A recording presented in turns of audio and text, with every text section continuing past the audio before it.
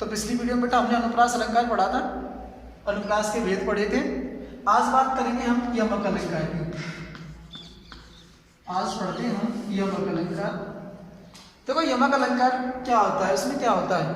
देखो अनुप्रास अलंकार में तुमने पढ़े थे वर्ण आते हैं, वर्णों की आवृत्ति होती है, एक से अधिक बार होती है, बार बार होती है, वहां पे था अनुप्रास अलंकार। आज बात करेंगे हम यमक अलंकार की। देखो यमक अलंकार में क्या होता है, एक शब्द फिर जहां, एक शब्द फिर जहां,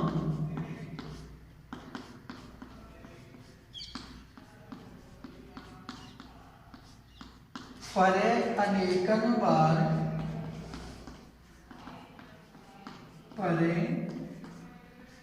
अनेकन बार, अर्थ और ही और हो, अर्थ और ही और हो, सो यमक अलंकार।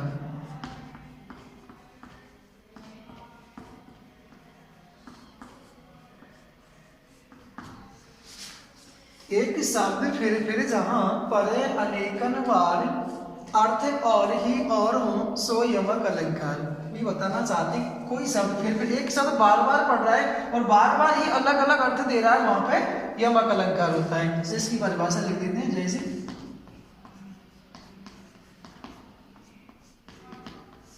परिभाषा इसके लिए पढ़ते हैं हम। जब किसी पद में,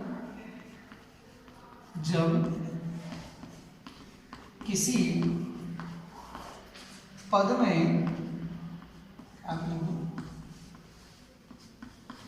जब किसी पद में एक संपूर्ण शब्द का, एक संपूर्ण शब्द, जब किसी पद में एक संपूर्ण शब्द का एक से अधिक बार प्रयोग होता है, एक से अधिक बार प्रयोग होता है, और वह शब्द,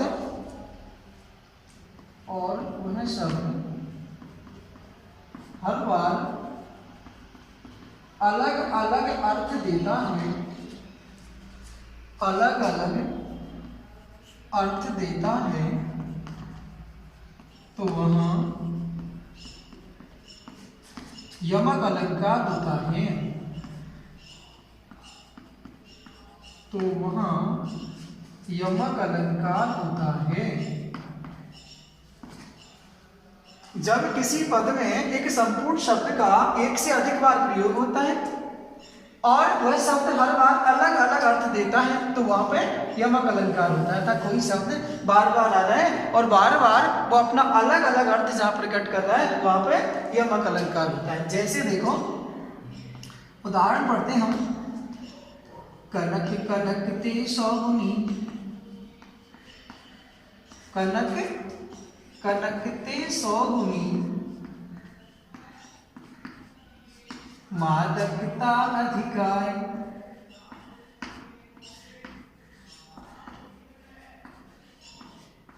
मादकता अधिकाय,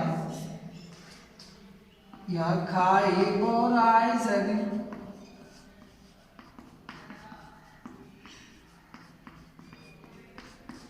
वापाए बोराय।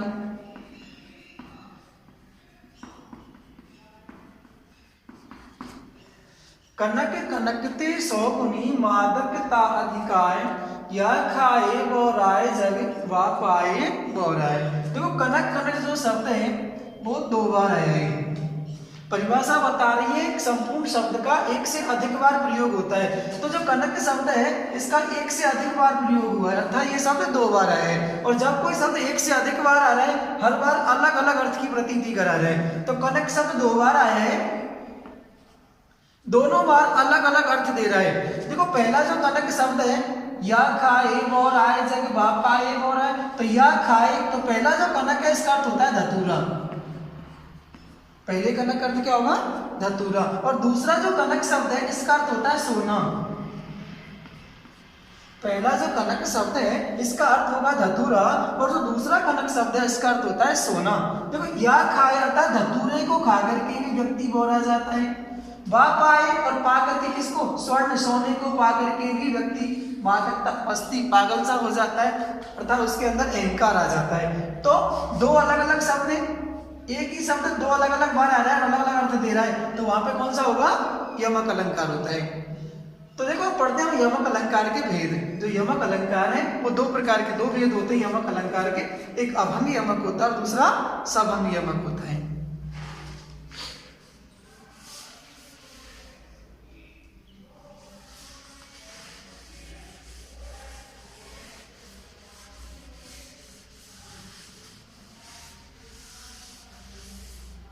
अलंकार देखो आप ऐसे लिख सकते हो, भेद अलंकार के, यमक अलंकार के भेद, यमक अलंकार के भेद। इसके मुख्यतः दो भेद हैं। इसके मुख्यतः दो भेद हैं। दो भेद होते हैं यमक अलंकार के। देखो नंबर एक होता है अभंग यमक। पहला कौन सा होता है? अभंग यमक, और दूसरा होता है सभंग यमक।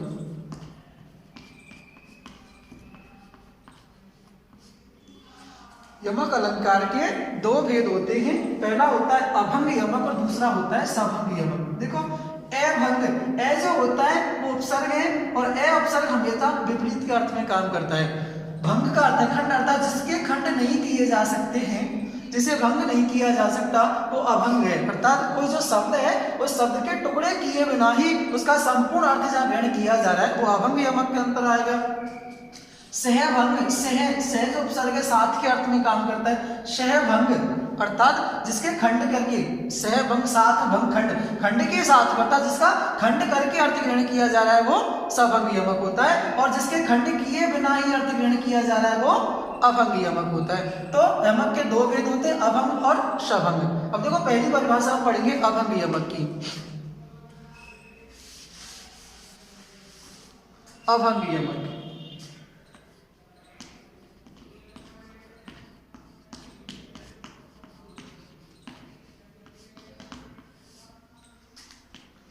जब किसी पद में,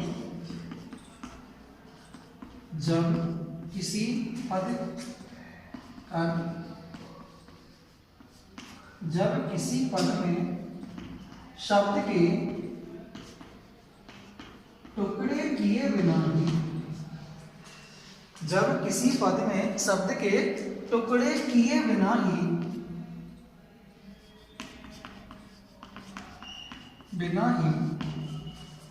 उसका अर्थ लिया जाए, वहां अभंग यमक अलंकार होता है। वहां अभंग यमक अलंकार होता है।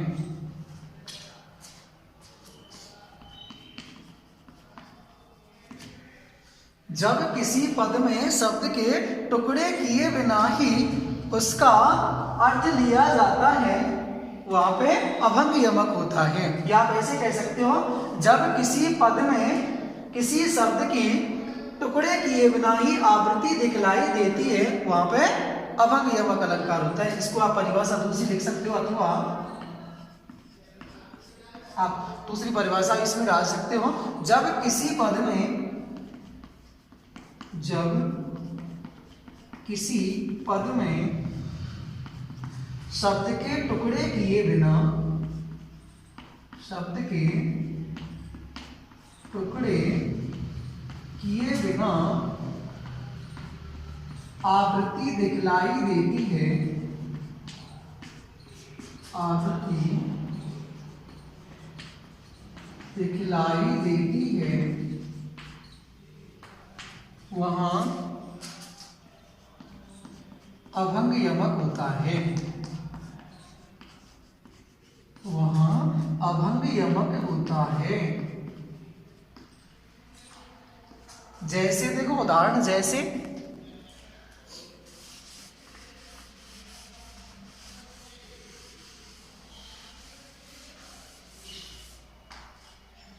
जैसे देखो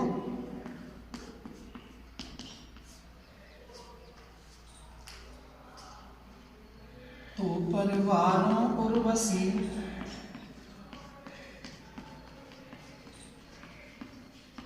तो परिवारों उर्वशी सुन राधिके सुजान सुजान तू मोहन के उर्वशी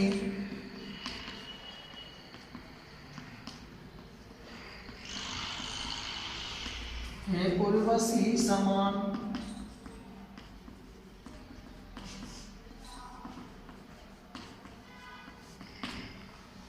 कवि बिहारी जी बताना चाहते हैं तो परिवारों उर्वशी सुन राधिके सुजान तू मोहन के उर्वशी है उर्वशी समान। देखो उर्वशी जो शब्द है, देखो पुनरावृत्ति हुई है बार बार शब्द की, तो यहाँ पर बिना किसी खंड की अर्थ ग्रहण करने हैं। आपने बिहारी जी के दोहे में पढ़ा है, दूसरा दोहा है बिहारी जी का कि तो परिवारों उर्वशी, उर्वशी स्वर्ग की अप्सरा उर्वशी के लिए है, कोई खंड किए बिना ही शब्द का अर्थ ग्रहण कर रहे हैं। उर्वशी आभूषण होता है, क्या होता है? आभूषण होता है, हृदय में वसी हुई हो। तो जहां पे किसी शब्द के खंड किए बिना ही आवृत्ति दिखलाई देती है, टुकड़े किए बिना ही जहां पे शब्द की आवृत्ति दिखलाई पड़ रही है, वहां पे कौन सा होगा? अभंग यमक होगा। जैसे देखो दूसरा उदाहरण देखें हम, दीपक ले दीपक चली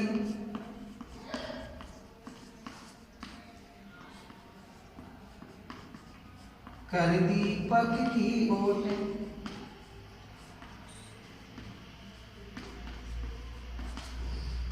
जे दीपक दीपक नहीं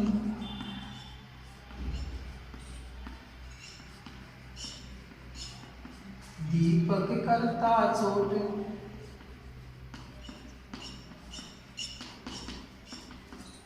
देखो यहाँ पे भी दीपक जो शब्द है बार बार आया है, बार बार अलग अलग अर्थ की प्रतीति दे रहा है हमें। कोई स्त्री दीपक, दीपक का स्त्री भी होता है, दीपक का दिया भी होता है, घूंघट भी होता है, बुझना भी होता है, जलना भी होता है, तो अलग अलग अर्थ दे रहा है। दीपक ले दीपक चली कर दीपक की ओट। कभी कहता है कोई स्त्री अपने हाथ में दीपक को, दिए को लेकर के जा रही, कर दीपक की ओट, उस जलते हुए दीपक का ओट करके, पर्दा करके जा रही है। दीपक जो दीपक रहता है, वो जलता हुआ जो दीपक है, दीपक अर्थात जो दीपक दीपक अर्थात जलता हुआ दीपक, बुझना दूसरे अर्थ का होगा, इसका जलना होगा, इसका बुझना होगा। दीपक करता चोट, अर्थात बुझा हुआ जो दीपक है वो हृदय में उसके कष्ट पहुंचा देगा, इसलिए भिन्न भिन्न अर्थ की प्रतीति करा रहे हैं, तो वहां पे यमक अलंकार होगा और यमक में भी अभंग यमक होगा। जैसे देखो शारंग ले शारंग उड़ो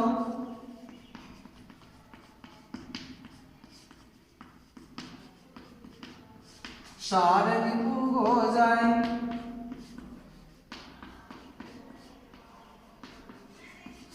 जो सारंग सारंग कहे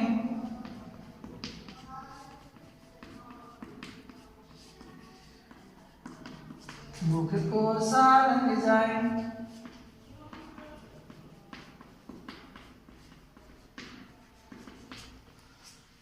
देखो सारंग शब्द है, सारंग ले सारंग उड़ो सारंग हो जाए। देखो सारंग ले अर्थात सारंग अर्थ होगा मोर, सारंग ले सारंग उड़ो, सारंग का यहाँ पे सर्प है, 17 अर्थ होते हैं सारंग के भैया। सारंग ले सारंग, सारंग माने बादल, उनको मान होता है फैलना, छाना। जो सारंग सारंग कहता जो मोर, सारंग माने वाणी बोलना, अगर वह मोर बोलता है तो मुख को सारंग जाए, तो उसके मुख का जो सर्प है वो क्या होगा? छूट जाएगा। अर्थात एक जो मोर है वह मोर अपने मुख में सर्प को लेकर के उड़ता है, सारंग खूब हो जाए। लेकिन जैसे ही आसमान आकाश से बादल छा जाते हैं, जो सब उनको देख करके अगर वह मोर बोलता है तो मुख को सारंग जाए, तो उसके मुख का जो सारंग अर्थात सर्प है वो छूट जाएगा। तो यहाँ पे बिना किसी शब्द के खंड किए बिना ही वहां पर अर्थ निकाल रहे हैं, अर्थात शब्द की पुनरावृत्ति आवृत्ति बिना खंड किए बिना हो रही है, वहां पर अभंग यमक होगा। जैसे देखो काली घटा का घमंड घटा अगला उदाहरण देखें आप, काली घटा का घमंड घटा। काली घटा का घमंड, देखो काली घटा का घमंड घटा, देखो घटा घटा सब दो बार है। काली घटा का अर्थात आकाश में छाने वाली काली घटा है, घमंड घटा अर्थात उसका अहंकार तो क्या हो गया यार, कमजोर पड़ गया, कम। यहाँ क्या अर्थ होगा, कम। और यहाँ आकाश में छाने वाली घटा से तो बिना किसी खंड किए ही निकाले, तो वहां पे कौन सा होगा, अभंग यमक होगा। अर्थात शब्द एक से अधिक बार आ रहा है, अलग अलग अर्थ जहां पे दे रहा है वहां पे भी कौन सा होगा, अभंग यमक होगा। अब देखो बात करते हैं सभंग यमक की।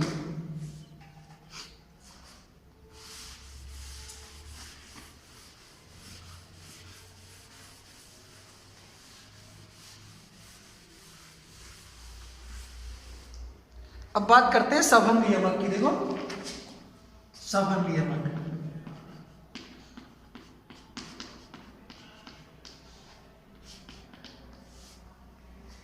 जब किसी पद में, जब किसी पद में शब्द के, जब किसी पद में शब्द के टुकड़े करके, या कैसे, जब किसी पद में शब्द के टुकड़े करने पर आवृत्ति दिखलाई दे, आवृत्ति दिखलाई पड़ती है, टुकड़े करने पर आवृत्ति दिखलाई पड़ती है, वहां सभंग यमक होता है, वहां सभंग यमक होता है। जब किसी पद में शब्द के टुकड़े करने पर आवृत्ति दिखलाई देती है या अन्य शब्द के समान आवृत्ति दिखलाई देती है, वहां पे सभंग यमक होता है। देखो अभंग में तो बिना खंड किए ही अर्थ लिया, और यहाँ पे क्या होगा, खंड करने पर अर्थ ग्रहण किया जाता है, वहां पे कौन सा होता है, सभंग यमक होता है। जैसे हरनी के नैनन ते हरनी के नैन, हरनी के नैनन ते हरनी के नैन, हरनी के नैन, हरनी के नैनन ते हरनी के नैन। अब देखो हरनी के नैनन ते हरनी के नैन, देखो हरनी के नैन, नैन मान नेत्र, हरि और नी के, देखो दो खंड कर दिए। हरि नी के, हरि मान होता है भगवान कृष्ण, हरि विष्णु को कहते हैं, नी के माने सुंदर, अर्थात उनके जो नेत्र है वो हरिणी के, हिरणी के नेत्रों के समान सुंदर है। तो हरिणी के नैन ते हरिणी, दो खंड कर दिया अलग अलग, हरि और नी के दो अलग अलग हो गए, दोनों अलग अलग अर्थ, अर्थात यहाँ पर खंड करके अर्थ ग्रहण किया जा रहा है, अर्थात खंड करके वहां पर आवृत्ति हो रही है।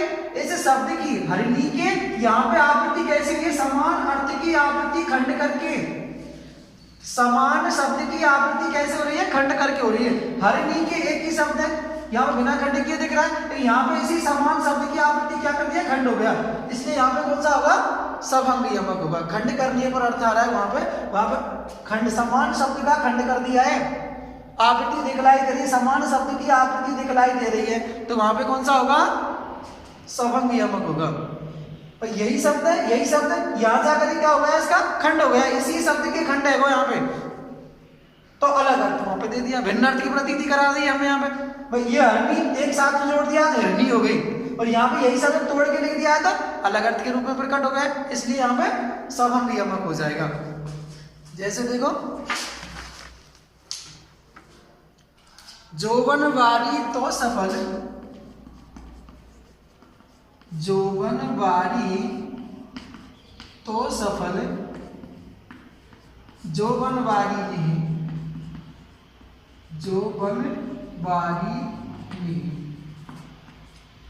जोवन वारी तो सफल, जोवन वारी में। अब देखो जोवन वारी और जोवन वारी दोनों अलग अलग एक ही शब्द है, इसकी पुनरावृत्ति यहाँ पे खंड करके कर दी है। जोवन वारी तो सफल, जोवन वारी में, जो बनवारी अर्थात बनवारी शब्द हो गया यहाँ पे, जो बनवारी, बनवारी कौन है, श्री कृष्ण के लिए है, ने माने प्रेम, अगर श्री कृष्ण का प्रेम है तो जो बनवारी अर्थात यौवन वाली नायिका, अलग जो बन वाली, तो सब जो बन वाली अलग अलग अर्थ की प्रति है। जो बन वाली का इसलिए हो तो जो बन वाली होता है यौवन वाली नायिका। तो एक ही शब्द का यहाँ पे पुनरावृत्ति हुई है खंड करके, इसलिए यहाँ पे कौन सा होगा, सभंगी यमक होगा। तो ये दो भेद होते हैं यमक अलंकार के, अभंगी यमक और सभंगी यमक। अब हम कल बात करेंगे श्लेष अलंकार की। ये आपका यमक अलंकार खत्म हो गया अभी।